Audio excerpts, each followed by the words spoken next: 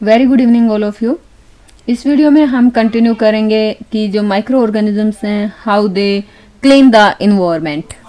तो यहाँ पे बूझो और पहेली जो है एक स्कूल गार्डन में जाते हैं और वो देखते हैं कि जो स्कूल गार्डनर है वो मैन्योर मैन्युफैक्चर कर रहा है, मैन्योर बना रहा है।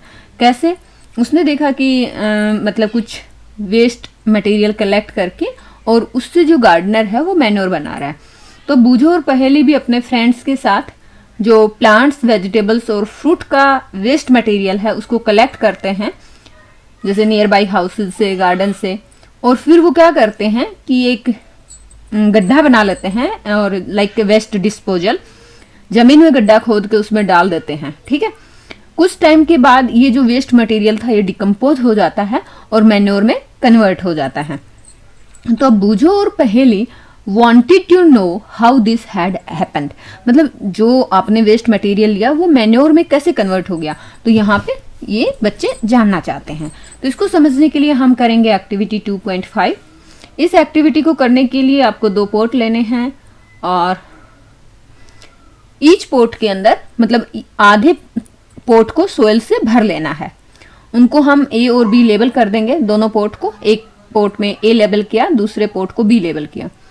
अब क्या करेंगे, जो ए वाला पोट है उसमें कुछ प्लांट वेस्ट मटेरियल ऐड करेंगे और जो बी वाला पोट है उसमें जैसे polythene bag, empty glasses, bottles, broken plastic toys, वो सब हम पोट बी में रखेंगे।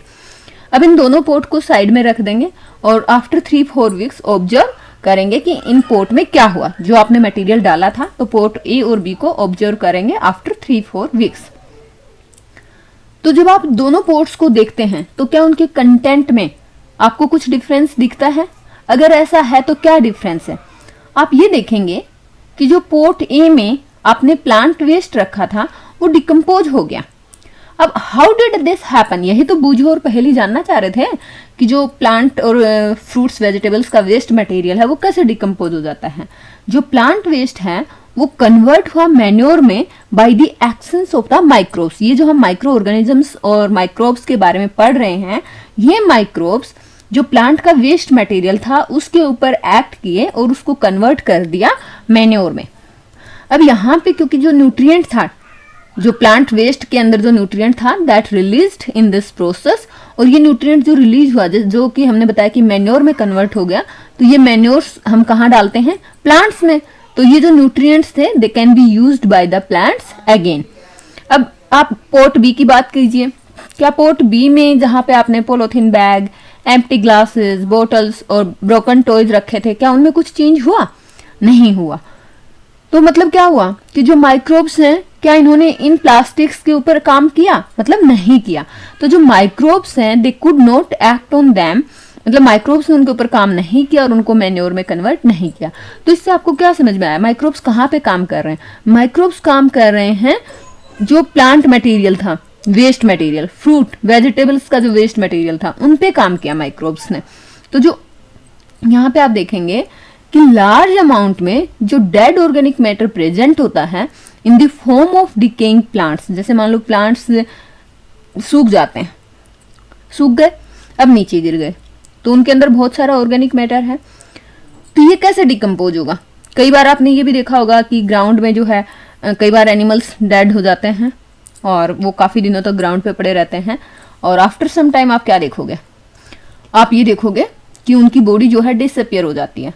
तो ऐसा क्यों हुआ? ऐसा इसलिए हुआ कि जो माइक्रो ऑर्गेनिजम्स हैं उन्होंने जो डेड ऑर्गेनिक मैटर था उसके ऊपर एक्ट किया, उनको डिकम्पोज किया और उनको कन्वर्ट किया सिंपल सब्सटेंसेस में।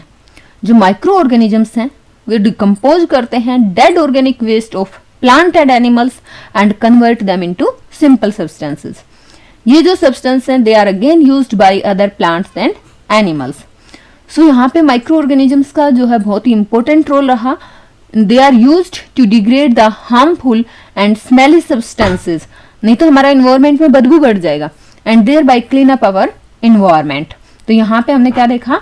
Friendly nature, environment friendly nature of micro organisms. So इस वीडियो में इतना ही। Thanks for watching the video. जय हिंद।